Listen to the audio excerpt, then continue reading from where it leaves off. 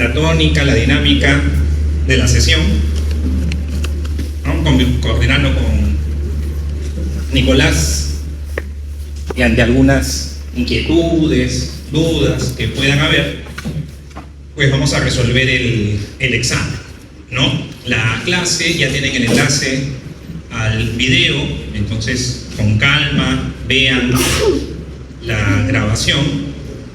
Gracias. Y solo para comentarles lo que está en el video, esta clase de enfermedades infecciosas, bastante del contenido está en OPS, ¿ya? Entonces, ustedes ahí tal vez ya los descargaron. Si no los han descargado, los buscan por internet, estos manuales, ¿no? De la OPS, estos módulos para la prevención, control de enfermedades, ¿no? Todo lo relacionado a lo que es la cadena de transmisión de las enfermedades infecciosas, las características que tiene el agente infeccioso, la puerta de entrada, la puerta de salida, etcétera, etcétera. Adelante. ¿Ya? Entonces, como recomendación, que puedan leer el manual. Entonces ahora vamos a ver el examen. Vamos a revisar pregunta por pregunta. Está el orden de las preguntas en el modelo A. Entonces, si ustedes tienen sus exámenes, identifican en el modelo que les correspondió, si no es el modelo A, cuál es la pregunta, y vemos ahí las alternativas. Bueno, dice: en los estudios ecológicos es frecuente el uso de gráficos para la mejor comprensión de los hallazgos obtenidos, ¿no? Es casi omnipresente, ¿no? Usando ese término teológico, ¿no? O sea, un estudio ecológico que no tenga un gráfico en su reporte es bien extraño, ¿ok? En el caso de los estudios ecológicos de grupos múltiples, porque por ejemplo podemos tener un estudio ecológico de series de tiempo, donde otros serán los gráficos u otros será el gráfico más empleado. Si tenemos un estudio ecológico de series de tiempo, ¿cuál sería el gráfico ahí bastante empleado? ¿Qué gráfico me sirve para representar tendencia en el tiempo? Un gráfico lineal. ¿Okay? Por eso aquí se dice un estudio ecológico de grupos múltiples. Entonces, un estudio ecológico de grupos múltiples, el gráfico estadístico más empleado, ¿cuál es? ¿No? El gráfico más empleado es el gráfico de dispersión, ¿no? Entonces, el gráfico de dispersión, ¿qué otro nombre tiene? Scatterplot, ¿no? Entonces, es como decir, boxplot es gráfico de cajas, ¿no? Entonces, el scatterplot es el gráfico de dispersión, ¿no? ¿Qué es el forest plot? A ver, si vamos descartando, porque también en examen ustedes saben que se puede ir descartando alternativas. ¿Será un forest plot el gráfico empleado en estudios ecológicos? ¿El forest plot dónde aparece? En los metaanálisis, ¿no? En las revisiones sistemáticas, cuando se hace un metaanálisis. El forest plot es para metaanálisis. El box plot no es de un diseño en particular, pero el box plot, ¿para qué se usa? En español, ¿cómo se llama el box plot? Gráfico de cajas, o gráfico de cajas y bigotes. Es para describir una variable cuantitativa, perdón, ¿no? Un gráfico de cajas. Eso en un estudio ecológico no aplica. Stemanlev plot. ¿Se acuerdan de estadística? Clase 1 o 2. Tallo y hojas. Gráfico de tallo y hojas, ¿no? Que es un gráfico empleado en el análisis exploratorio de datos. O sea, en el peor de los casos tenían que quedarse entre el dot plot y el scatterplot. Y lanzaban la moneda. En el peor de los casos. Pero el dot plot no es tampoco. El dot plot es un gráfico en el cual cada individuo también es un punto, pero para diferenciar entre grupos, ¿no? Y entonces es el grupo A y los puntitos, el grupo B y los puntitos. Es como un gráfico de barras, pero en lugar de la barra son los puntitos de las personas, ¿no? Cada uno de sus niveles. Entonces la alternativa es Scatterplot. ¿Alguna duda? ¿Alguna inquietud? Sí. La pregunta es: ¿el estudio psicológicamente recomienda el uso de gráficos para mejor comprensión de los hallazgos entendidos? Pero en la gráfica, pero igual en el gráfico de los datos se puede utilizar también otros gráficos, como puede ser el bloque para la representación. ¿Cuál? ¿En un ecológico? ¿En un ecológico de grupos múltiples? A ver, revisa 20 estudios ecológicos de grupos múltiples, en cuántos hay un gráfico de dispersión y en cuántos hay un box plot.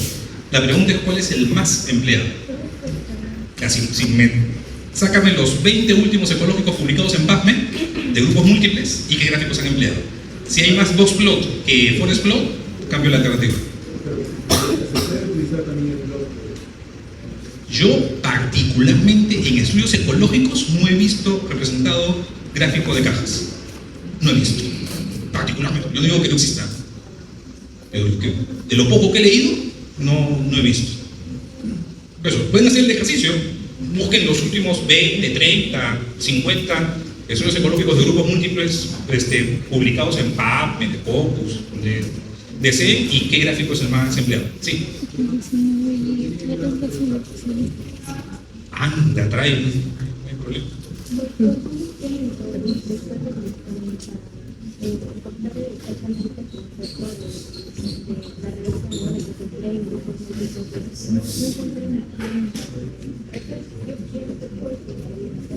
No, a ver, muchachos, esa pregunta yo la he explicado en clases.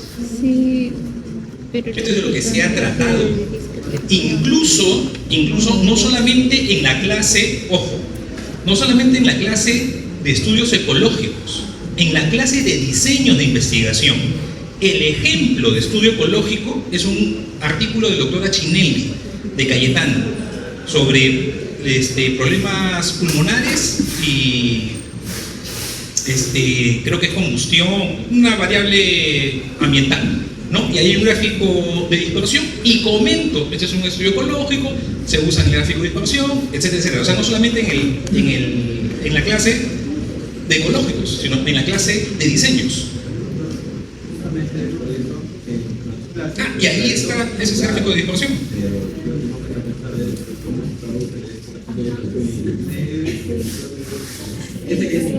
A ver, muchachos.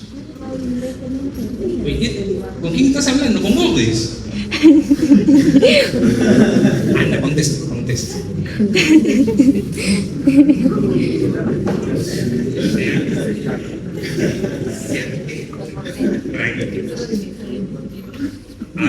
A ver, tranquilos.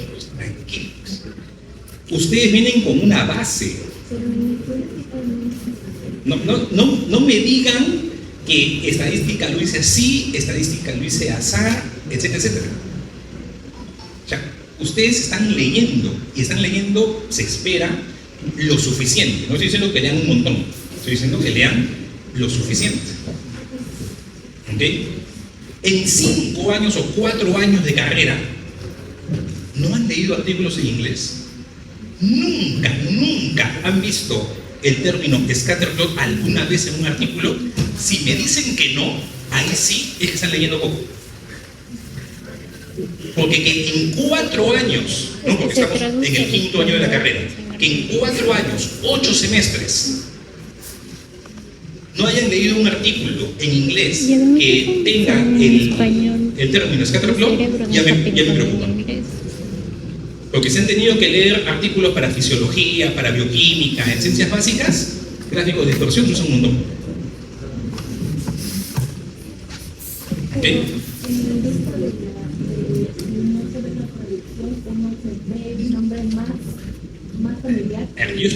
Cuando estoy ahorita diciendo de que han leído, estoy asumiendo que leen en inglés. No, pues no, porque leemos en español. No me digan que no es inglés. No me digan eso. ¿Cómo van a decir 5.º año de medicina que no leen en inglés? Yo no les pido que hablen en inglés.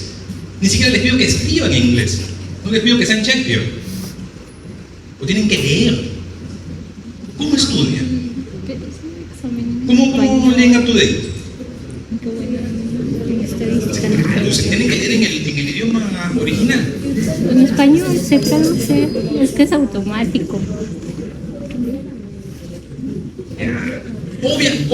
A ver, regreso, pero obviamente que hay más dificultades estando en inglés, o sea, no, es obvio.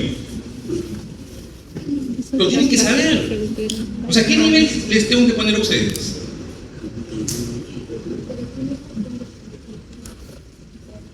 Tiene que ser el nivel que un alumno de medicina de San Fernando, quinto año, debe de tener.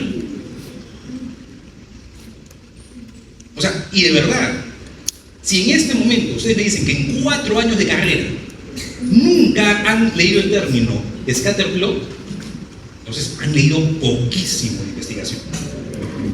Poquito, y eso no puede ser. O sea, en sus seminarios, discusión de casos clínicos, revistas de revistas, etcétera, ¿no leían artículos originales?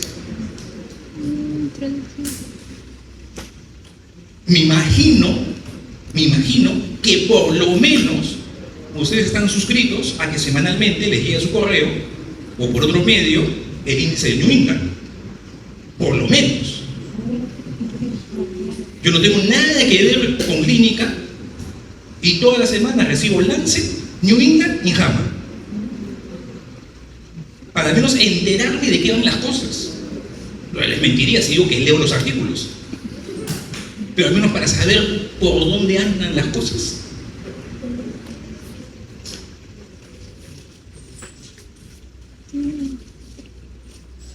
Dos, tomando en cuenta la nomenclatura de las celdas de una tabla tetracónica como A, B, C, D, según lo desarrollado en el curso. También porque hay algunos libros que le ponen, por ahí hay un libro colombiano que pone al revés las letritas, ¿no? Entonces A, B, C, D, según lo que hemos visto en el curso. ¿Cuáles son verdaderas? A ver, 1. En los estudios de cohortes, el grupo de comparación, ya, entonces el grupo de comparación, ¿es la primera fila o la segunda fila? En los estudios de cohortes. ¿Cuál es el grupo de comparación? ¿El expuesto o el no expuesto? El no expuesto es la segunda fila. C más D, esto es verdadero. Mientras que en los estudios casos y controles, el grupo de comparación está constituido por B más D. En el estudio casos y controles, el grupo de comparación son los controles. Los controles son la primera o la segunda columna. La segunda columna, B más D. O sea, 1 es verdadero. Pero ya, la alternativa B, descartada. 2. La odds de exposición entre los casos en un estudio casos y controles es A entre C. ¿Verdadero o falso? La odds de exposición entre los casos. La probabilidad de que un caso esté expuesto sobre la probabilidad de que un caso no esté expuesto.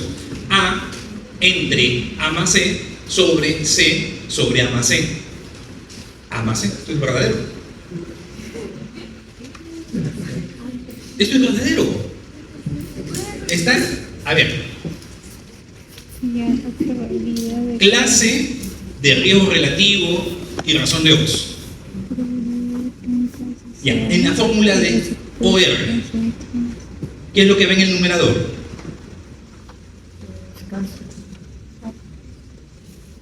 A entre A más C sobre C entre A más C. Esa es la odds de exposición en los casos. La probabilidad de que un caso esté expuesto sobre la probabilidad de que un caso no esté expuesto. ¿Cómo simplifico A entre A más C sobre C entre A más C? A entre C, y es lo que está en el Mordis. A entre C. 2, verdadero. Ya, entonces solamente está entre la A y la E. En un estudio, el riesgo de enfermedad en el grupo expuesto en un estudio de cohortes es A entre A más C. No, sería C entre C más D.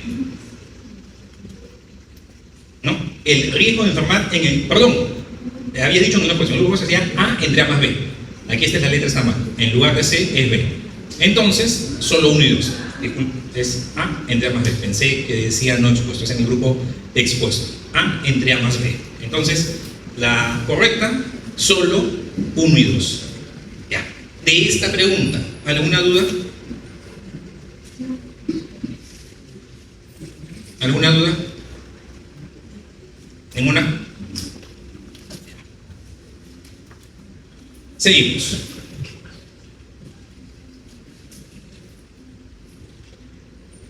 Este inclusive creo que es, no sé si ejercicio de práctica o de la teoría, sale un poquito de la clase justo de medición de impacto. En un estudio se determinó que el riesgo atribuible, ¿no?, de enfermedad coronaria en mujeres por consumo de anticonceptivos orales frente al no consumo de anticonceptivos orales fue 21 por 1000. Riesgo atribuible, o sea, 21 por 1000 es la incidencia en expuestos menos la incidencia en no expuestos, ¿no? Esa es la primera información que están dando. Riesgo atribuible 21 en 1000 es incidencia en expuestos menos incidencia en los no expuestos. Luego, en la investigación se enroló a 500 mujeres usuarias de anticonceptivos orales y 800 no usuarias, habiéndose diagnosticado en el seguimiento 28 casos de enfermedad coronaria entre las usuarias de estos medicamentos. O sea, 800 en 500. Perdón, 800. 28 en 500. Si es 28 en 500, ¿cuántas son en 1000? 56. Tenemos incidencia en expuestos, y tenemos el riesgo atribuible. ¿Ven? Y nos dice, al inicio del estudio, ninguna de las participantes presentaba enfermedad coronaria. Según los datos de este estudio, ¿cuál es la probabilidad que una mujer usuaria de anticonceptivos orales desarrolle enfermedad coronaria por el hecho de ser usuaria de este tipo de fármaco? Ya, ¿qué nos estaban pidiendo? Riesgo atribuible porcentual. ¿No? Nos piden en el riesgo atribuible porcentual. Entonces, el riesgo atribuible porcentual, ¿a qué es igual? Riesgo atribuible entre la incidencia de los expuestos. ¿Cuál es la incidencia de los expuestos? 56. ¿Cuál es el riesgo atribuible? 21. 21 entre 56. 21 es menos de 42, porque 56 es el doble de 100, o sea, tiene que ser una de estas. Lo más probable es que sea 37,5. Sin calculadora. ¿Está bien? ¿Alguna pregunta? Estaban directos los datos. Vean, ya les dan el 21 por 1000 y les dan el 28 en 500. O sea que en 1000 son 56. 21 entre 56. Esa es la respuesta. ¿Dudas? No hay que hacer operaciones más complicadas. ¿Sí? Es que los veo con unas caras de dudas, pero no me preguntan. Entonces ya me genera... De lo que estoy... acá. Todos hicieron bien esta pregunta.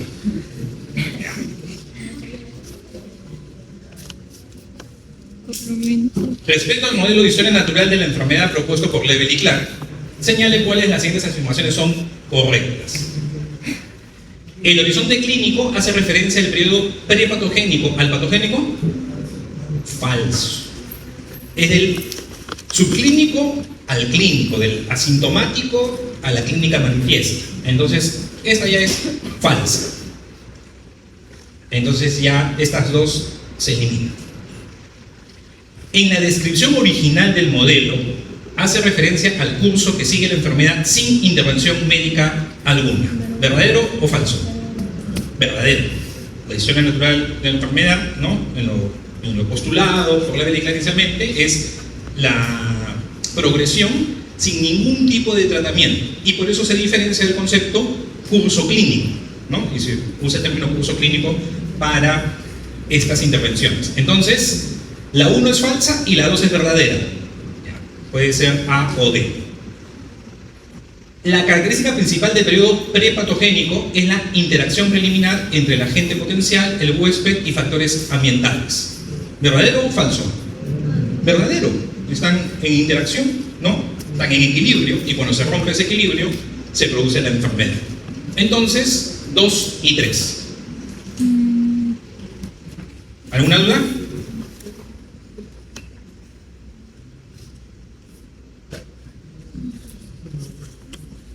En estas estrategias de búsqueda, y estamos a la mitad del curso, ustedes a esas alturas ya han elaborado su marco teórico, han buscado antecedentes, están ya empezando la definición operacional de las variables, etc. Han buscado un montón.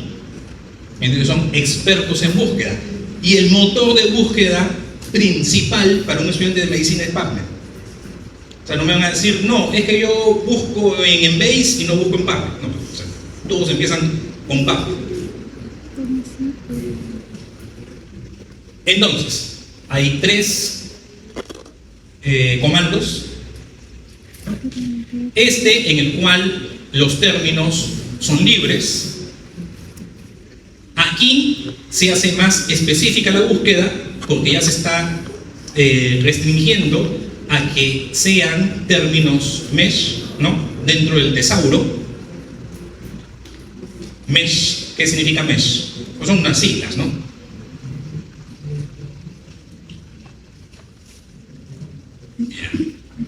Ustedes van a averiguar. Pero saben lo que son los términos mesh. Sí, ya. Y finalmente, mucho más específico, porque quiero que el término artritis y el término prednisona estén en el título o en el abstract. Vaya, mucho más específico. Entonces, ¿cuál es lo que sí debió haber sido clarísimo? ¿Cuál es la que tiene más resultados? Es la A, ¿no? Entonces, de ahí nomás ya las 3 primeras alternativas se descartan, ¿no? Pues me quedan las 2 últimas. Entonces, ahora más bien la más específica. ¿Cuál es la que me reclutaría menos números, pero mucha más seguridad de que el artículo trata específicamente, ¿no?, de artritis y prednisona, cuando está en el título o en el resumen? Esa es la más específica. Entonces, sería A mayor que C y C mayor que D, ¿no? La última opción. ¿Dudas? ¿Preguntas? Ahora yo les pregunto. Díganme con sinceridad, ¿cuántos o quiénes nunca han hecho una búsqueda en PubMed? Díganmelo con sinceridad. Ok, entonces mi conciencia está tranquila, porque si todos han buscado en PubMed, saben cómo usarlo. Entonces no pueden decir que esta pregunta está nada difícil, porque nadie me ha dicho que nunca ha buscado en PubMed.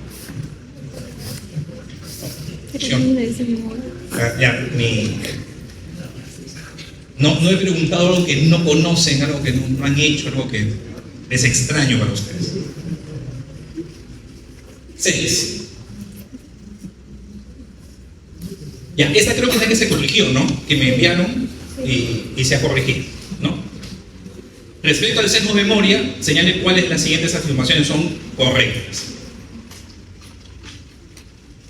1. En los estudios pasos y controles, este tipo de sesgo suele representar un sesgo de selección diferencial. ¿Verdadero o falso? Falso, ¿no? Porque es un sesgo de medición, no es un sesgo de selección, ¿no? Es un sesgo de medición, información o clasificación. Y efectivamente es un sesgo de medición, clasificación, de información diferencial, ¿no? Pero no es un sesgo de selección, el sesgo de memoria. Falso. Una estrategia de control de este sesgo es incrementar el tamaño de la muestra y así tener mediciones más precisas. Falso, ¿no? También es falso. Que ahí estaba la equivocación, ¿no? Porque en la clave original esa aparecía como verdadera, en realidad eso es incorrecto. Esto es falso, porque los sesgos de medición no se corrigen aumentando el tamaño de la muestra, ¿no? Más bien lo que hago es más frecuente el sesgo de medición. Más personas con una medición inadecuada. 3. En los estudios, casos y controles, este sesgo tiene un mayor impacto en la variable independiente que en la variable dependiente. Verdadero, porque el sesgo de memoria es para recordar la exposición, ¿no? Porque uno selecciona a los participantes según presentan o no presentan la enfermedad. Entonces ahí hay menos error. Donde hay más posibilidad de cometer algún tipo de sesgo es a la medición de los antecedentes. Entonces, esa pregunta 6, solo la alternativa, o sea, la 3 es la correcta, eso es la alternativa C. ¿Ok? ¿Dudas? El incremento de las mediciones también, o sea, por otro lado, lo que se busca corregir con el incremento de mediciones es la precisión o el efecto. La precisión. Cuando yo aumento el tamaño de muestra, lo que mejoro es la precisión. La precisión tiene dos miradas, ¿ok? La precisión de la medición y la precisión de la estimación. Cuando digo precisión de la estimación, del resumen, del indicador numérico resumen que estoy haciendo. Cuando incrementamos el tamaño de muestra, lo que mejoramos es la precisión de la estimación, porque el efecto es acortar, hacer más angosto, hacer más corto el intervalo de confianza. Entonces, cuando tenemos un intervalo de confianza más corto, decimos que es más preciso. Entonces, cuando aumentamos el tamaño de muestra, el intervalo de confianza se hace cada vez más pequeñito, ¿no? Porque el intervalo de confianza, eso no lo tienen que recordar ahorita. En el escenario más sencillito, el intervalo de confianza es la estimación puntual más menos el margen de error. El margen de error, a su vez, es el nivel de confianza por el error estándar. Nuestro nivel de confianza usualmente es 95. Eso lo mantenemos. ¿Y el error estándar qué es? El error estándar es la desviación estándar entre la raíz cuadrada del tamaño de la muestra. Ahí es donde hace que el intervalo cada vez sea más angosto. Porque si yo tengo una muestra grande, ¿cómo es mi error estándar? Cada vez más chiquito. Porque el denominador del error estándar es el tamaño de la muestra. Por la raíz cuadrada del tamaño de la muestra, en sencillo, el tamaño de la muestra. ¿Ya? Ese es entonces, el incremento del tamaño de la muestra lo que hace es que tengo un intervalo de confianza más angostito. Y entonces eso significa que soy más preciso. Porque tengo menos margen de error. ¿No está relacionado con la ocupación de los datos? No, por eso, ese es en el indicador. Y lo otro es ya la medición propiamente dicha. Ahí lo que tengo que usar son instrumentos cada vez más precisos. Y recuerden ustedes, bueno, en pandemia tal vez hicieron alguna transmisión desde el laboratorio, les hablaron de lo que es la balanza de precisión, porque ustedes no llevaron química presencialmente, pero tal vez en el colegio han escuchado de lo que es una balanza de precisión. Mira, ¿qué es una balanza de precisión? No solamente que estén validadas, balanza de precisión, un término que se usa en laboratorios. Ya, son balanzas que miden los miligramos y hasta menos que miligramos. Entonces, es de precisión porque cada vez me divide, ¿no?, en unidades cada vez más chiquitas. Y soy más preciso en la medida. No digo peso 10 kilos. No, tal vez es 10 kilos con 100 gramos. No, es 10 kilos con 96 gramos. No, es 10 kilos con 96,3 gramos. Y así, cada vez la medición se hace más precisa. Otro ejemplo, o sea, para que se acuerden, de instrumento de precisión es el vernier o el pie de rey. ¿Se acuerdan? Saquen sus lapiceros. Lapicero con tapa. Ya. ¿Cómo miden? Vean la tapa de su lapicero. Ya, ¿cómo miden el diámetro interno de la tapa? Vamos a usar una regla, un centímetro, una uncha. ¿Cómo miden el diámetro interno de la tapa? Usan un vernier, usan un pie de rey. ¿Cómo miden la profundidad de la tapa? ¿Nunca han escuchado lo que es un pie de rey? Un vernier. Ya, busquen en Google. Vernier o pie de rey. ¿Pie de rey? En física ya no hacen las cosas. Las cosas sencillas ya no las hacen ya. Ya, eso es precisión de la medición, ojo, de la medición del individuo. Por eso les estoy comentando estas dos miradas a la precisión. Cada una de las observaciones, por eso sus instrumentos, ¿no?, en investigación buscan ser exactos y precisos. Y además, en conjunto, las mediciones buscan tener la menor diferencia de precisión de la estimación. ¿Tenías otra pregunta?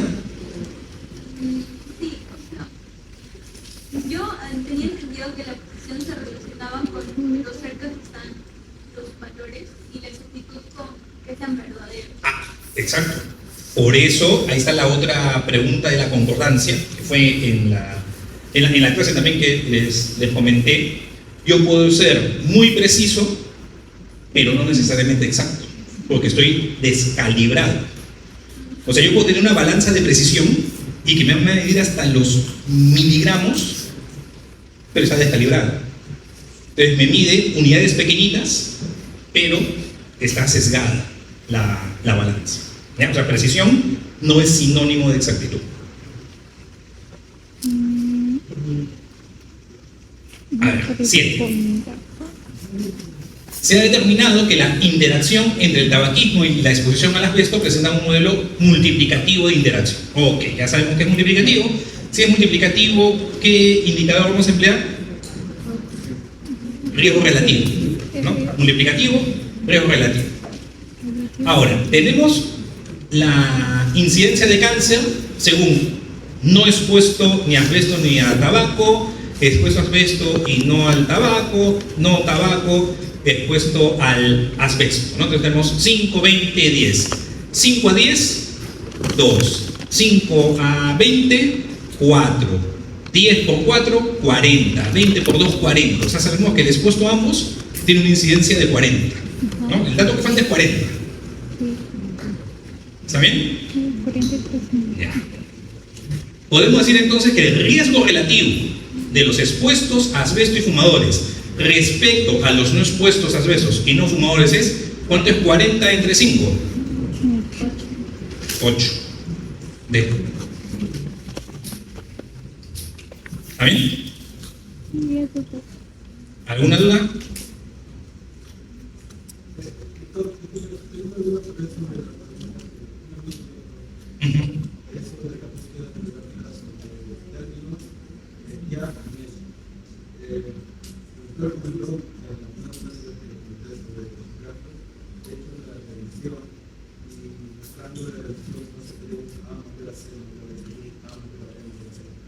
Con prednisona, ¿has hecho réplica esto de aquí? Ya. Y sale el mesh, sale más que título y resumen.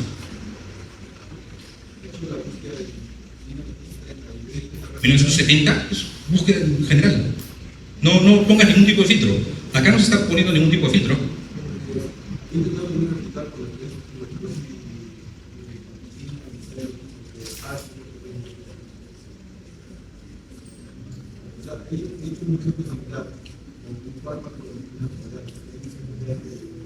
Ya, a ver. Artritis y prednisona son términos mesh. Ya, pues entonces el C es mayor que el B. Búscalo.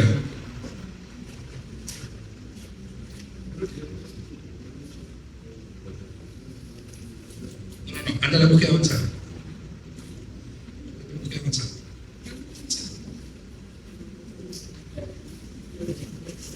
Ya, busca.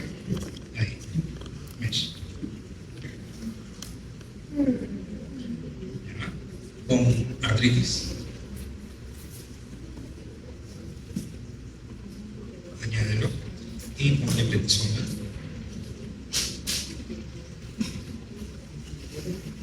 Prednisona. Añádelo.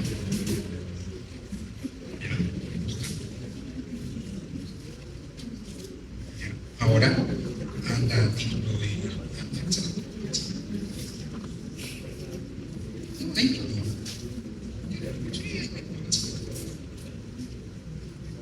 ya, busca título resumen.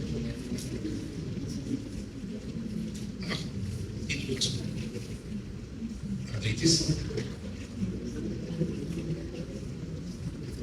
Añádelo. Ahora tengo sopa. Añádelo. Busca. Tenemos. Tienen que usar la construcción de PubMed. Tienen que usar el Search Builder de PubMed. ¿Ok?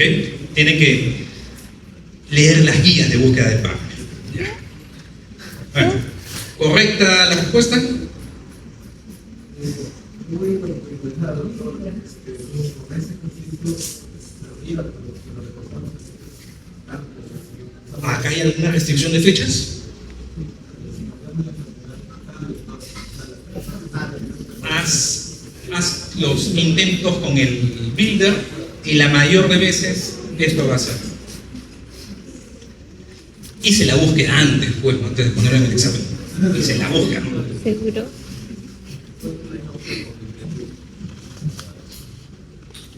Ya, a ver, pregunta 8. En una investigación, tras un primer análisis, se obtuvo riesgo relativo global 2.83, riesgo relativo estrato 1 1.48, riesgo relativo estrato 2 1.49. Ya.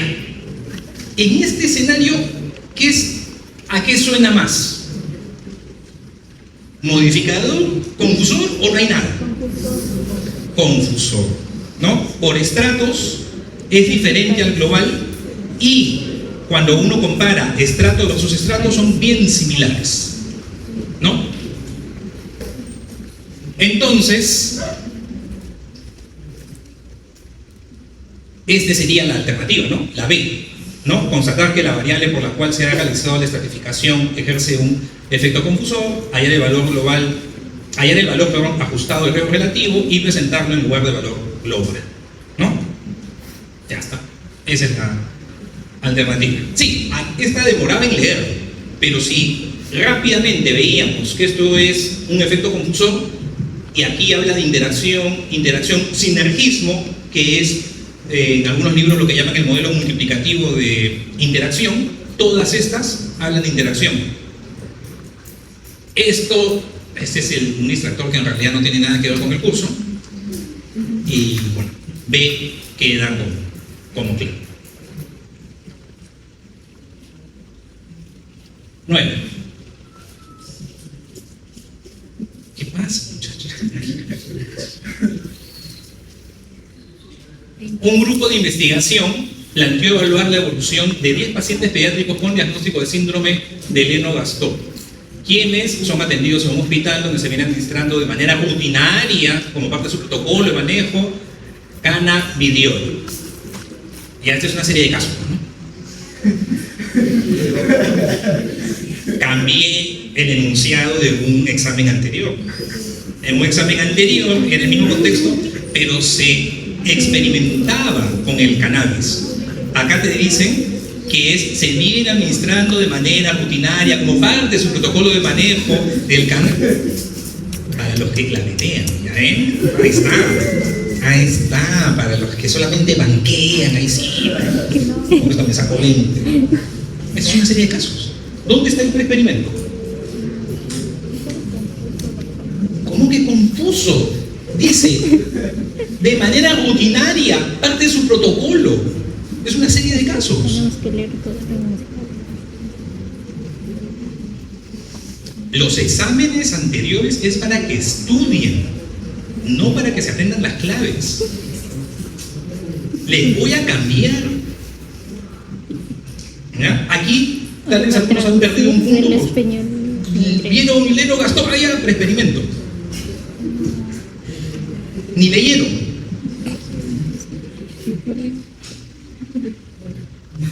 ¿O alguien tiene alguna duda? Esto les dije que esto sí, todos tienen que haber hecho bien, ¿no? Revisión logística condicional. Acá no se quejan de poner cosas que no han visto en estadística, esto lo hemos visto antes. Es que eso sí ha dicho que iba a venir. Así lo dijo, está grabado. Ya, avanzo, ya.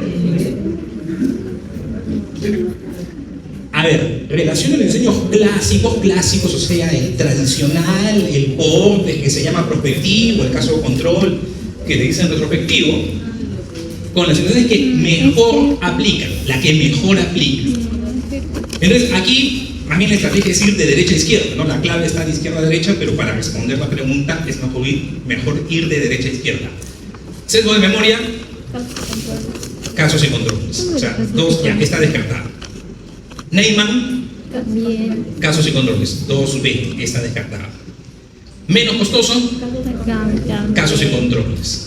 Mayor tamaño de muestra, También. cohortes. O sea, es 2A, 2B, 2C, 1D. ¿No? Aquí. Alternativa C.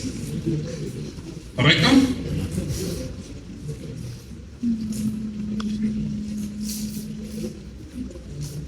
Les dije que venía. Ese también todo debe de haber hecho. No, tenía que ver cuáles eran los discordantes. Los concordantes no entraban, ¿no? Estos son los casos y los controles, ¿no? Es un estudio caso-control variable. Adherente a adherente, ese no entra. Ya. El 2, el 3, El 6, 7. TB-MDR adherente no entra. Adherente no tratamiento ya entra. Ese es 1, 2. 2. Numerador 2. Y en el denominador 1, 2, 3, 4. 0,5. Sí. ¿No? 0,5. 2 entre 4. ¿Está bien?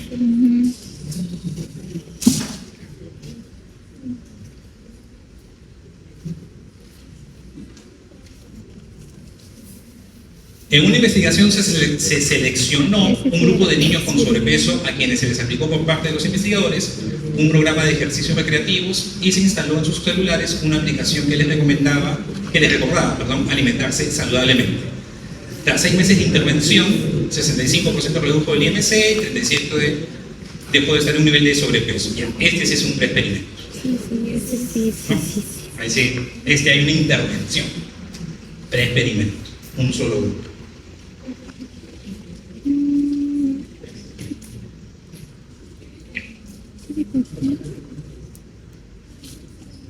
Sabemos que la probabilidad que un expuesto haya desarrollado una enfermedad por el hecho de haber estado expuesto es de 80%, ¿no? Riesgo atribuible proporcional, 80%.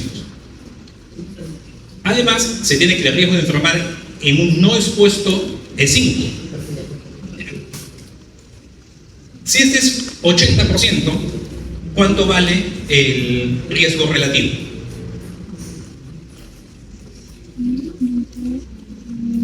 ¿Cuánto vale el riesgo relativo? No, es RR menos 1 entre el RR es el 80%. Entonces, si reemplazamos 0.8, 1, 0.2, 1, 5, ¿sale 5? Ya. Entonces, si es 5 el riesgo relativo, y el riesgo de enfermar en los no expuestos es 5%, ¿cuánto es en los expuestos? 25. ¿No? Entonces, 25 menos 5, 20. Hasta ahora hemos hecho todo el examen sin calculadora.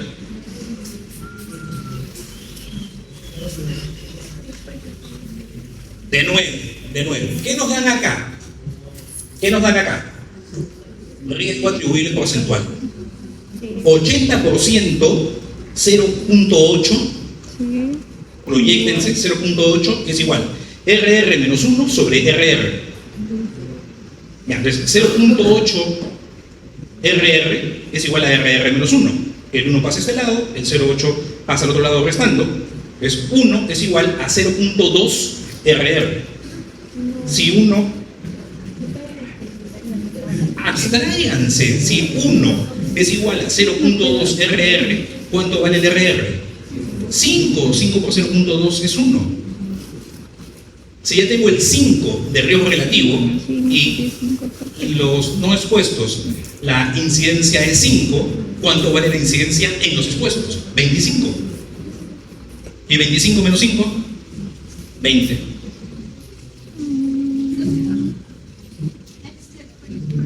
Yo me confundí porque probabilidad tengo un expuesto y abajo preguntaba por cada 100 expuestos. Entonces, ¿cómo podríamos diferenciar que lo primero era un riesgo atribuible poblacional? Y lo No, es proporcional. No, pero poblacional. No, proporcional. Es el riesgo atribuible proporcional. Y el de abajo, Es el riesgo atribuible. Arriba les están dando riesgo atribuible proporcional. Pero dice Y lo que la tienen que calcular es el probabilidad- riesgo atribuible. No, puede ser, a ver, puede ser de que haya otras formas con tales fórmulas más complicadas y qué sé yo. Yo lo estoy haciendo de la manera sencilla, paso a paso. Pero Ok. dice pues la probabilidad. Ya. ¿Dudas de la pregunta 14?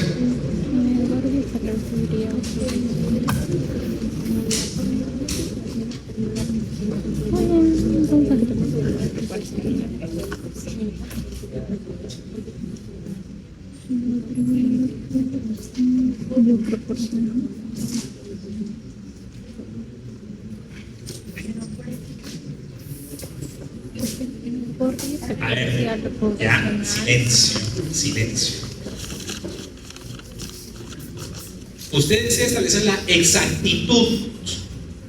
¿En qué clase hablamos de exactitud? Sesgo de medición. Niveles de plomo en el laboratorio A frente al laboratorio de referencia. Considerado patrón de oro. Este es el ejemplo de las diapositivas. Busquen las diapositivas. O sea, el escenario, la situación. ¿Y qué les dije?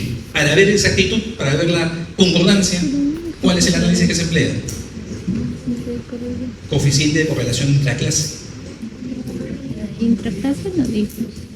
Eso lo dije. Está grabado. Eso lo he dicho. No, está grabado. No ha dicho, no ha dicho.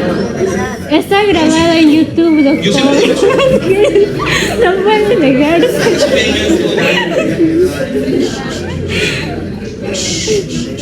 No lo dijo. Yo Tranquilos, tranquilos. me vi 3 veces su clase. En ninguno de los dos lo dije. En ninguno de los dos grupos. Está grabado en YouTube, doctor. No está bien. Prueba. Porque usualmente cuando sale ese dibujito, porque busquen en la clase de sesgo de medición, no está el ejemplo de los laboratorios con el gráfico de dispersión y lo que mide es el plomo. Sí, pero no Ya, dicen que en clase. no porque, sé a ver, ya no voy a decir siempre. Usualmente con ese gráfico hablo del coeficiente de correlación de la clase. No les dije. No, ¿Están seguros que no les he dicho? no, está grabado. ¿Ya? Prueba. Y entonces se reanaliza, es sobre 19, no es sobre 20. No, pues a ver, quienes marcaron correcto esto, tal vez se perjudiquen. Quienes marcaron incorrecto, tal vez se beneficien. Pero hay que ver. A ver, muchachos, esta pregunta se anula y entonces en lugar de 20 es sobre 19. O sea, no sobre 19, es sobre 20, pero con 19 preguntas. Entonces cada pregunta vale 1, alguito, ¿no? Y ya está. Como que no puedo hacer eso, claro que puedo. Doctor, entonces con 19 preguntas Igual sacaría 20. aumenta. En Claro, teoría. 19 correctas. Igual aumenta. No, no miento. Claro, aumenta porque vale 1.23. Silencio. Exacto. 1.000. Otro laboratorio. Pero no es exactitud. O sea, a ver, muchachos, es lo que acabo de decir ahorita. Yo puedo tener dos mediciones que se correlacionan muy bien. La correlación puede ser perfecta, pero no son concordantes. Pearson, ya, imagínate una pendiente de 1. Ya, una pendiente de 1 ¿Qué ángulo estamos hablando? ¿Qué ángulo? En geometría analítica, plano cartesiano. Tengo mi recta con una pendiente de 1. ¿Qué? 45 grados. Ya. ¿Qué pasa si el intercepto es menos 2? En los pares de datos, ¿X y Y vale lo mismo? No. ¿En qué circunstancia, cuando la pendiente es 1, X y Y vale lo mismo? Cuando el intercepto es 0. Esa es la situación de la concordancia. Ahí el coeficiente de correlación intraclase vale 1. Pero yo puedo tener una pendiente 1, escuchen, tengo una pendiente 1 y mi intercepto es menos 2, menos 5, menos 40, 7,8, 15, y el coeficiente de correlación de Pearson es 1. Pero la concordancia no es 1. Solo cuando cruza por el 0. En el origen. A ver, ¿me siguen? Otra vez. ¿No me digan? Exacto. Pero no necesariamente son concordantes.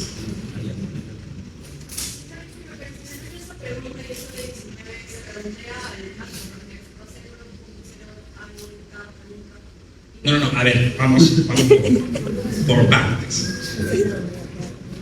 Imagínense que hubiera habido solamente 2 preguntas. Ya, un examen de 2 preguntas. 0, 1 o 2. La pregunta 1 me equivoqué, tuve 0.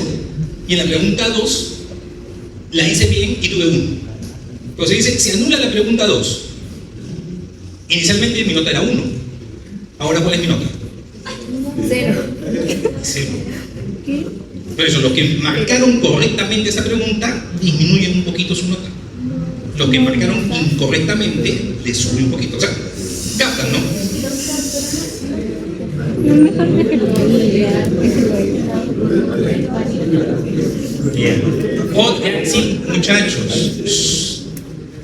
Podría ser que esa pregunta, ya, punto para todos. Sí. Podría ser, yo no sé si puede ser. Podría ser. Tu regalo Todo de depende si se portan bonito. Si se portan bonito, ¿Cómo es bonito? no. Ya. La constitución.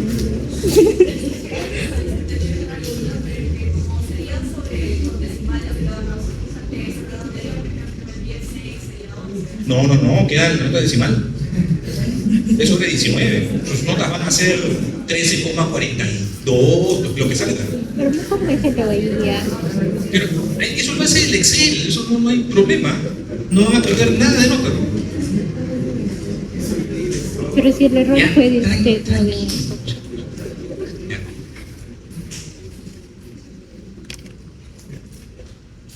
Ya, Se seleccionó 50 pacientes con cáncer de colon y 95 pacientes sin esta enfermedad. Doctor, Sí. ¿podría repetir la parte de la tendencia concordante? Ah, sí, en eso estábamos. Hay plumones. Por nota.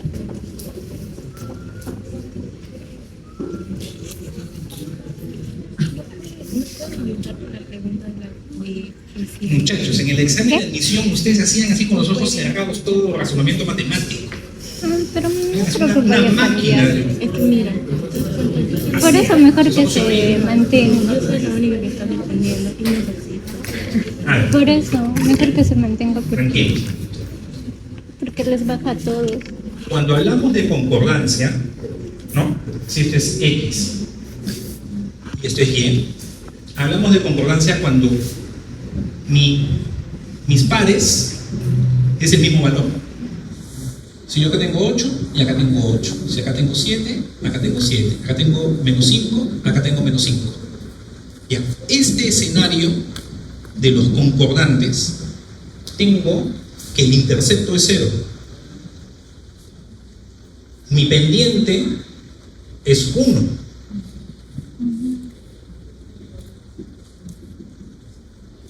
¿Ok? Y este ángulo es 45 grados. ¿Ok? Pero ¿dónde viene a veces la confusión? Que pensamos que toda recta dependiente de 1 es concordante. Y no es así. Por eso yo les estaba preguntando, ¿qué sucede si mi intercepto está en 4? Y yo tengo una pendiente de 1. Esta recta en rojo será 0,4, 1,5, menos 1, entonces menos 1,3, etc. No son concordantes, pero igual la pendiente es 1. Tanto esta recta en rojo como la recta en negro, el coeficiente de correlación entre ellos es 1. Si todos los puntos coinciden exactamente sobre la recta, el coeficiente de correlación de Pearson es 1. Pero el coeficiente de correlación intraclase, aquí sí será 1, y acá no sé qué valor tendrá. Ya, pero imaginémonos que acá el coeficiente de correlación intraclase es 0,70. Poner un valor. ¿Ya?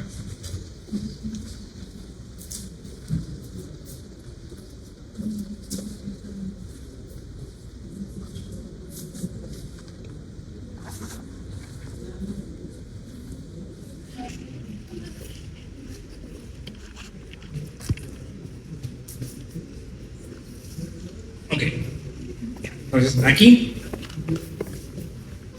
un estudio de casos y controles, la medida de asociación más adecuada es la razón de Oz. 50 casos, 95 controles.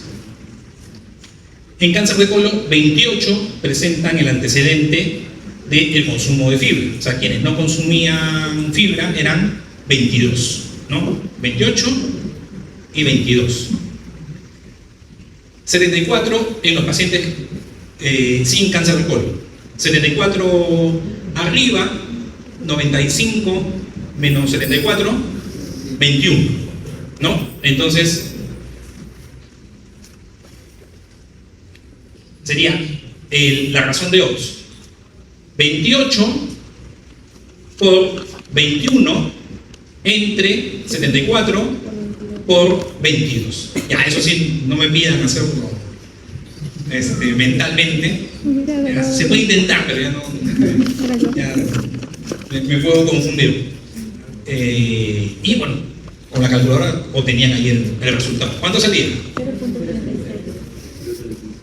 36. 36. Muy bien.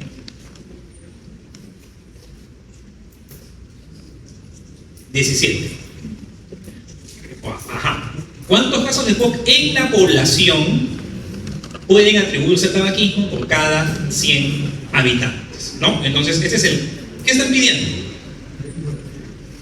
Riesgo atribuible poblacional. No están pidiendo el riesgo atribuible a secas.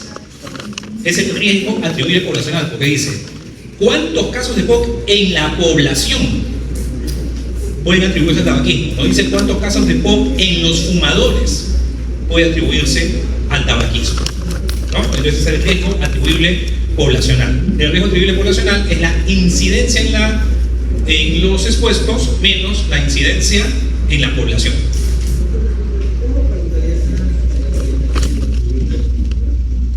Riesgo atribuible porcentual. Si una persona ¿cuál es la probabilidad que una persona que tiene EPOC y que fuma haya tenido el EPOC porque fuma? Claro, riesgo atribuible porcentual. Sí, eso es lo que preguntaba. Entonces, lo que necesitamos es la incidencia en los expuestos y la incidencia poblacional, ¿no? Esos son los dos valores que necesitamos. ¿Qué es lo que nos da? El total de la muestra, 2500, se diagnosticaron 200 casos nuevos. Ya tenemos acá la incidencia en la población, 200 en 2500. ¿Ya? Ahí tenemos la incidencia en la población. Ahora, 150 fue entre los fumadores.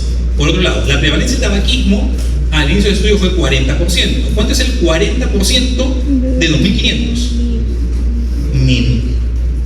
Entonces la incidencia en los fumadores fue 150 en 1.000, el otro es 200 en 2.500, y entonces cuando restamos 150 en 1.000 menos 200 en 2.500 y lo llevamos a porcentaje, tenemos el valor.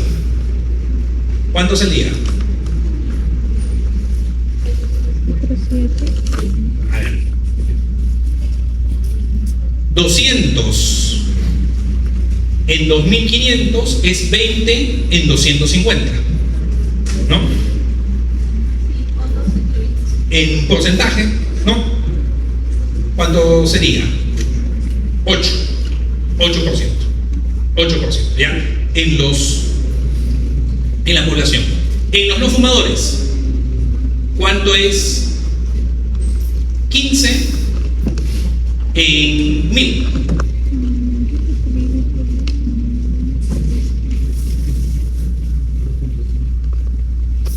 ¿1.5? No, pues el 8, no, el fumador no puede tener menos que el 0.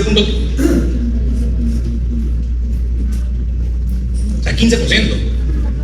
Y el otro es 8. Entonces sería 7. Acá no hay 7. ¿Han hecho bien los cálculos?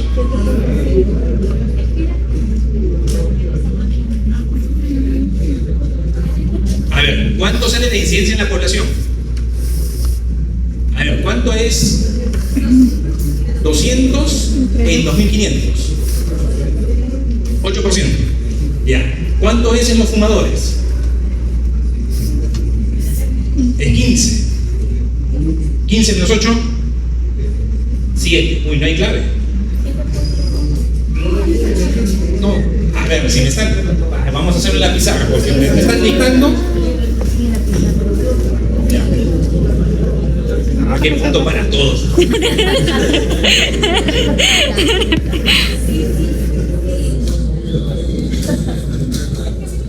Mejor examen final, vuelvo a repetir.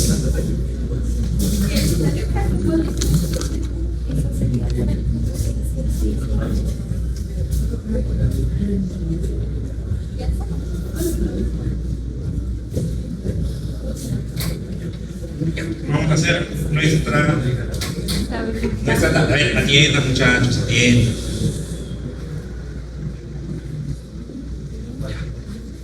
¿Cuántos tengo? 2.500. Ajá. 2.500.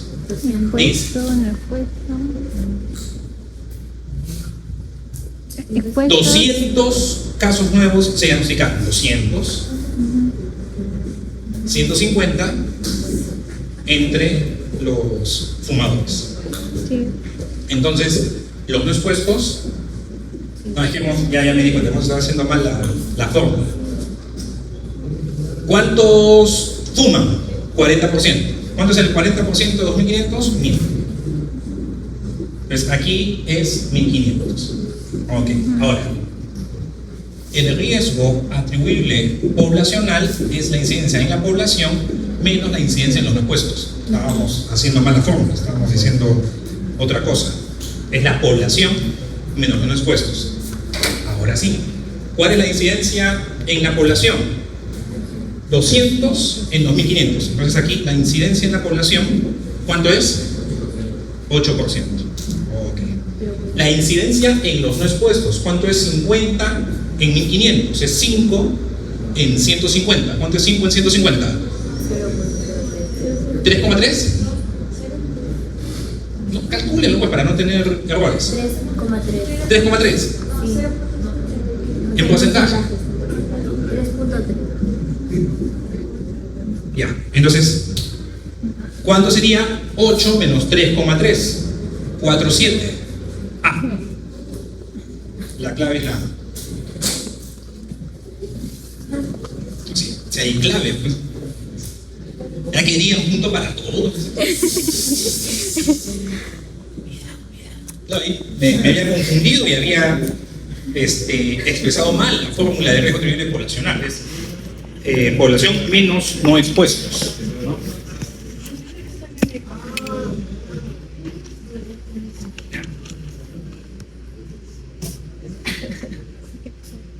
18. Cuando se calcula el tamaño de muestra en un estudio de cohortes, es correcto afirmar, mientras más alejada de la unidad se encuentre el valor del error relativo esperado, menor será el tamaño de la muestra. ¿Verdadero o falso? La 1, ¿verdadero o falso? Si estoy más alejado del 1, la diferencia ¿es mayor o es menor? Mayor. Mayor. Más alejado del 1, la diferencia es mayor. Si yo tengo una diferencia que es muy grande, ¿requiero muestras grandes o muestras pequeñas? Pequeñas. Porque la diferencia es grande. Si la diferencia es grande, necesito pocos sujetos para encontrar esa diferencia. Si la diferencia es muy chiquita, requiero un montón de sujetos para encontrar esa diferencia. Esa es la potencia. No. Riesgo relativo alejado del 1. Alejado del 1, ojo, porque alejado del 1 también es el 0,02. Esa diferencia es mayor que 0,9. Doctor, una consulta, pero si lo razonamos, o sea, como que para poder hallar una diferencia, como usted había hablado en la clase de que puede haber un error de potencia, para poder hallar justamente la relación que a veces no se halla porque no hay suficiente muestra. Entonces, yo lo entendí como que para poder encontrar esa diferencia necesito una muestra grande y que efectivamente aparezca un valor alejado del 1. Y por eso fue que cuando leí el enunciado, entendí que a mayor muestra hay más posibilidades de que tú puedas encontrar realmente la relación, ¿no? Porque no, eso es, si lo último que has dicho es correcto. Eso es correcto. Mientras mayor la muestra, es más probable de encontrar una diferencia. Eso sí es correcto. Pero aquí la pregunta es otra. ¿Cuándo necesito un mayor tamaño de muestra? ¿Para demostrar una diferencia de 0,5? ¿Para demostrar una diferencia de 10? ¿O para demostrar una diferencia de 100? ¿Dónde necesito más muestra? Estoy ahorita haciendo como diferencia, ¿ya? No error relativo, para entenderlo. O sea, si yo tengo el grupo A y el grupo B, ya tengo dos grupos de pacientes con hipertensión, ¿ya? Y este grupo de pacientes, su hipertensión está por 200. Ya todos están por 200. Si entre el tratamiento A y el tratamiento B, al final, hay una diferencia de 180 contra 200, y en otro estudio la diferencia es 195 contra 200, ¿dónde requiero mayor tamaño de muestra para decir que hay una diferencia significativa? ¿En 180 contra 200 o 195 contra 200? ¿Dónde es más difícil estadísticamente decir que la diferencia es significativa? ¿180 contra 200 o 195 contra 200? 195 contra 200 porque están más cerquitas. Para decir que eso que está cerquita es distinto, requiere una muestra grandote. Doctor, pero no hubiera sido en ese caso, o sea, si usted desea evaluar esa parte, ¿no hubiera sido mejor colocar la diferencia, o sea, dentro del enunciado? Si la diferencia... Es que la diferencia en el error relativo es más alejado de la unidad. Claro, porque... Más alejado de la unidad es más diferencia. Sí entiendo, pero se puede interpretar también como lo que le estaba comentando, entonces... Ahí, por claridad, no porque no conozcas el concepto, sino por claridad de la proposición, puede ser que no marques la correcta, ¿no? A ver. Tiempo también. En un riesgo relativo, en zona de riesgo, ¿cuánto hay más diferencia entre el expuesto y el no expuesto? ¿Cuándo la diferencia tiende a ser más grande, más grande, más grande? ¿Cuando el riesgo relativo se acerca a 1 o cuando el riesgo relativo Cuando se le... En la zona de protección, ¿cuándo es mayor la diferencia entre el expuesto y el no expuesto? ¿Cuando la diferencia es chiquita o cuando la diferencia es grande? Por eso es lo que dice acá. Mientras más alejado de la unidad se encuentre el valor riesgo relativo, menor será el tamaño de la muestra. ¿Verdadero? En otras palabras, mientras más cercano al 1 esté el riesgo relativo, requiero más tamaño de muestra. ¿Ok? Tal vez lo segundo se entiende más, Sí. ¿no? Mientras más cercano esté al 1, requiero mayor tamaño de muestra. Por lo tanto, mientras más alejado esté del 1, requiero menos tamaño de muestra. Es lo que dice. 2. Usualmente se trabaja con una potencia de por lo menos 80%. Esto es verdadero. Ahí recibí un reclamo que Nicolás me envió, que como en la diapositiva decía 90%, eso era para mostrar cómo el incrementar controles por cada caso, mientras más controles aumentaban, ya la potencia no subía mucho, pero no, eso no, en ningún momento dije que la potencia es 90%, la potencia habitual es 80%, ¿ya? Y eso es estadística.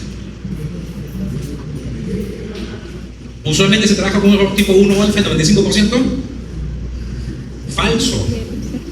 Usualmente se trabaja con un error alfa del 5%. Alfa del 5% me da un nivel de confianza en 95%. Entonces aquí la clave era solamente 1. Ah, no, perdón. 1 y 2. Perdón. 1 y 2. 1 y 2.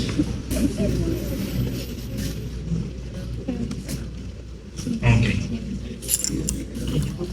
A ver, silencio.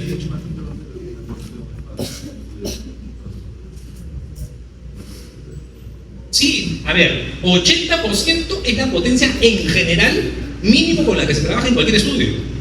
En el estudio de cohortes, en el estudio de caso control, en el ensayo clínico, etc. Bueno, si yo quiero tener más potencia, digo, ya, no voy a trabajar con 80, voy a trabajar con 85, voy a trabajar con 90, voy a trabajar con 95. Pero por lo menos 80% de potencia, eso es lo habitual en cálculos de tamaño de muestra. Vean, a ver, no quiero equivocarme, pero el ejemplo del estudio casos y controles, el ejemplo de casos y controles de la recurrencia de la neoplasia intraepitelial cervical. En sus clases, ¿tienen sus clases ahí de casos y controles? Hay un ejemplo que es el estudio en Brasil, ¿no?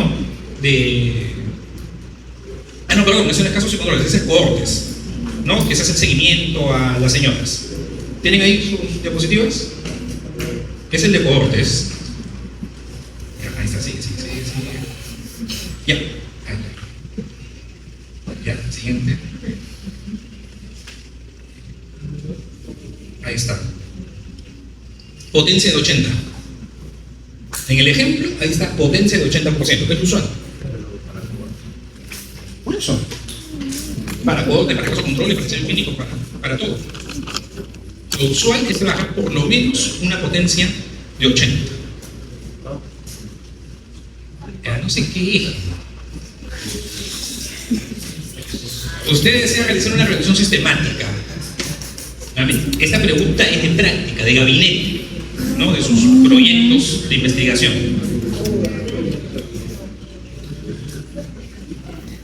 Desea identificar artículos publicados en revistas científicas latinoamericanas, así como informes técnicos de investigaciones y tesis en países latinoamericanos. El motor que mejor le ayudaría, ¿cuál sería? Cochrane. Lilacs. El que más. Cielo no tiene tesis, informes técnicos. Y en todo caso, Lilacs es el que más antiguamente tiene. Lilacs es más antiguo que Cielo y tiene una mayor cobertura. De gabinete, pues. ¿Cómo que, o sea? No es lo que los doctores les digan, es lo que ustedes han hecho. ¿Qué?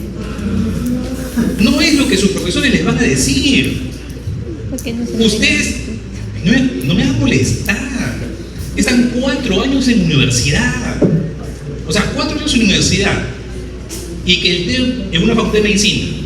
Y que lo que es búsqueda bibliográfica no lo conozcan. No estoy diciendo que lo dominen, pero que no lo conozcan lo más general. Tienen que saberlo. ¿Ok? Ya. Y la última. Dos grupos de investigadores plantean determinar la prevalencia de alcoholismo en dos poblaciones adolescentes de zonas urbano-marginales. Ambos trabajarán con el mismo nivel de confianza y el mismo margen de error. No dice margen de error relativo, dice el mismo margen de error, es el error absoluto. Si mantenemos constante el error absoluto, que es un error, pero acá ha sucedido eso, han mantenido constante el error absoluto cuando el tamaño de muestra es mayor, cuando el P se aproxima al 50%.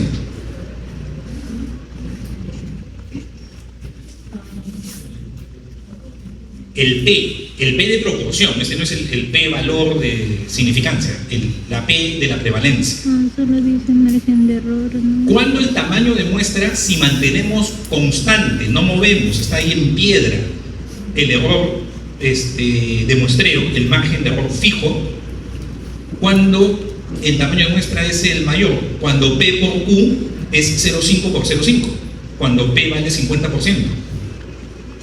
Porque cualquier otra combinación de P por Q va a ser menor a 0,25. El máximo es 5 por 5. Hagan cualquier otra combinación, va a salir menos. ¿Cuánto es 0,4 por 0,6? 0,24. 0,7 por 0,3. 0,2 por 0,8. 0,1 por 0,9 y así sucesivamente. El máximo es 0,5. Por lo tanto, cuando el denominador se mantiene fijo, si aumenta la prevalencia, más que aumente la prevalencia, cuando más cercana esté al 50%, el tamaño de muestra es mayor. ¿Cuál de los dos grupos tenía la prevalencia más cerca al 50%? El segundo. El segundo grupo trabajará con un mayor tamaño de muestra. Doctor, para el daño las muestras, usualmente necesitamos también tener un número de población de referencia. Sé que para cierta cantidad de población ya la muestra sigue siendo la misma. Exacto. Pero ahí en la pregunta no te dicen esto, ¿no? que las ambas poblaciones son supuestamente iguales. Entonces podrían ser muy distintas como para poder hallar o yo decir que una puede ser mayor a la otra. No son supuestos iguales. Pero zonas urbano-marginales, ¿estamos hablando de poblaciones pequeñas o zonas urbano-marginales? Estamos hablando de zonas bastante pobladas. Porque el ajuste por la población funciona De los poblaciones, no, 5.000 por ahí, ya el ajuste no es tanto. 10.000, ya el ajuste es casi nulo. Y ya más de 10.000 no hay ajuste. Claro, pero a partir de ese supuesto sí es bastante más dependido de la subjetividad, ¿no? Por ejemplo, yo vengo de la provincia, para mí las zonas marginales no tienen una población de más de Sí, esa depende. cantidad de personas, ¿no? Para mí las zonas marginales, o sea, por la cantidad de población En que Lipa somos, sí, pero el distrito en es bastante más reducido. Entonces, basándome en ello, y justo también por el último gabinete, que antes del examen, ¿no? O sea, necesitaba yo hallar, tener una población de referencia, ¿no? Entonces, básicamente era eso del por qué en mi caso marqué que no podía determinar cuál podría ser más grande. Ok, Yo también. es razonable. Sí. Valen las dos. Ya, dos Vale el segundo grupo trabajar con mayor tamaño de muestra y también no se puede saber qué grupo tendrá una muestra más grande. Sí. Ya, esas dos valen, pero hazle recordar a Nicolás nuevamente. Ya, nuevamente vas a recordar a Nicolás. Ok, preguntas.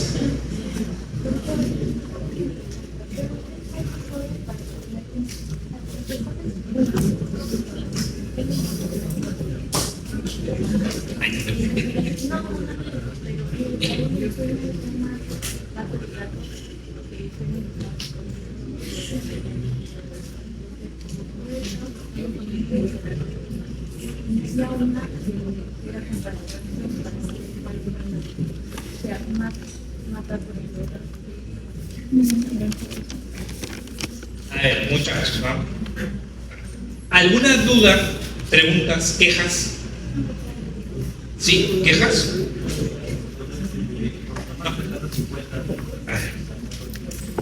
¿Qué es lo que pasa? Esta pregunta también es de exámenes anteriores. Solamente que en exámenes anteriores dice un margen, no dice margen de error, sino con un error relativo del muestreo del 5%. Si es el error relativo, ahí la primera muestra es más grande. Pero aquí no estoy diciendo error relativo, digo margen de error. ¿Se ve o prendo la luz? ¿Sí se ven? Una pregunta, entonces, si ambas hubieran sido cercanas al 50%, o sea, No, por ejemplo, igual la más cercana al 50 es la mayor. La fórmula que ustedes aprendieron y que es la más sencilla para poder conocer los términos del tamaño de muestra es que L es igual a Z cuadrado PQ entre D cuadrado. ¿Ya? En esta fórmula, que es la que ustedes han aprendido, la que han hecho ejercicios en segundo año y todo lo demás, el D es el margen de error. Entonces, si el D es fijo, el Z también es fijo, ¿no?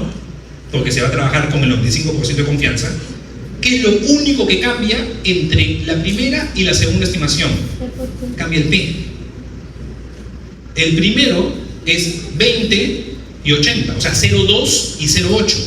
El otro es 0,3 y 0,7. ¿Cuánto es 0,2 por 0,8? 0,16. ¿Cuánto es 0,3 por 0,7? 21. ¿Qué es más grande, 0,21 o 0,16? 0,21. Este tiene una muestra más grande. ¿Ven? Y eso tiene que ver con el margen de error. No, es que el margen de error está ahorita fijo, no se está moviendo. Sí, variaron. Si ustedes buscan las preguntas de años anteriores, la pregunta decía, y el margen o el error relativo del muestreo de X%. Error relativo del muestreo significa que este D depende del P. Y ahí sí, mientras menos es el tamaño de la muestra, más grande es menos el P, menos el valor de P, más grande el tamaño de la muestra. Cuando el error relativo es el mismo. Pero si no es relativo, es fijo, el P más cercano al 0,5 es la muestra más grande. Como en este caso. Solo para recordar, en este esquema, lo único que varía Claro, en esta pregunta, por eso, en esta pregunta, en la población A, este P es 0,20 y en la población B 0,30. El Q es 1 menos P. P y Q.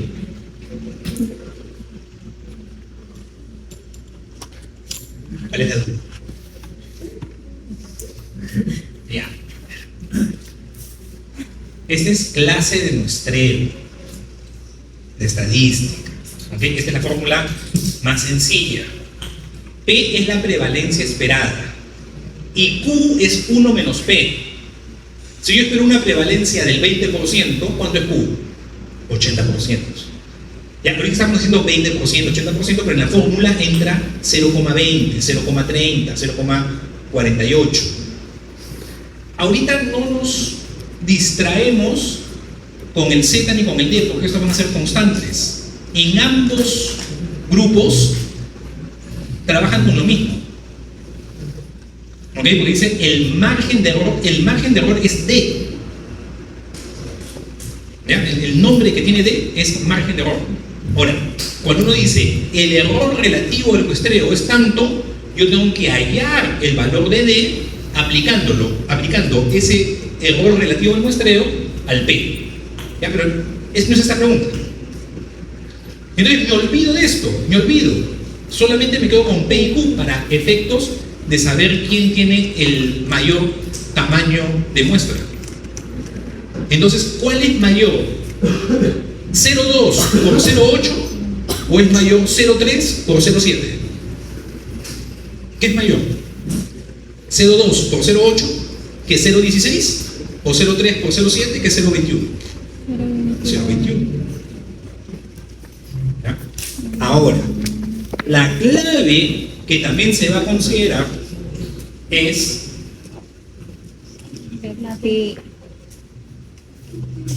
que la muestra final es igual a la muestra calculada entre 1 más la muestra calculada entre el tamaño de la población. Entonces, ¿cuál es el argumento? ¿Cuál es mi punto de vista? Para mí, me queda claro, ¿no? Que si hablamos de zonas urbanas marginales, tal vez la próxima tengo que poner de Lima, ¿no? Entonces ya, zonas urbanas marginales de Lima Estamos en Perú, pues estamos en son Perú. millones de, no sé si millones, pero miles de miles, ¿no? Este N es tan grande, Por eso, escuchen, en provincia, si yo divido cualquier número, hay menos- no cualquier número, hay menos población. 300, 400, 1000, pero entre un número muy grande, ¿cuánto es el resultado de este cociente? Es el distrito más Cero. grande de O sea, Perú. 0,000 es un número chiquito. Pero eso es Y si más- 1 le sumo un número chiquito, ¿cuánto queda? 1. Y cualquier número entre 1, ¿qué es? El mismo número. Entonces, eso pasa, ¿no? Cuando la población es grande, el ajuste no impacta en el tamaño final. Pero si mi tamaño de la población es relativamente pequeño, sí. ahí sí puedo tener un ajuste que me modifique el tamaño final. Entonces, como Sí. hay que reconocerlo, en este caso no Bueno, queda imagino. claro que las poblaciones son grandes. No. A la próxima voy a poner ahí poblaciones de 1 En millón mayúsculas. de habitantes. Entonces sí es razonable, por eso sí es razonable Ajá. que la D sea también una alternativa. Sí, ¿Está bien? sí, Lo hace, sí. también se va a valer Sí, bravo, esa bravo. alternativa. ¿Ok? Y ahora, ¿preguntas? ¿Dudas? Está grabado. Pues están por tristes, si ¿por qué se están tristes? Es una tarde bonita, hemos aprendido un montón revisando las preguntas. Vamos a un examen también es para aprender. Ok.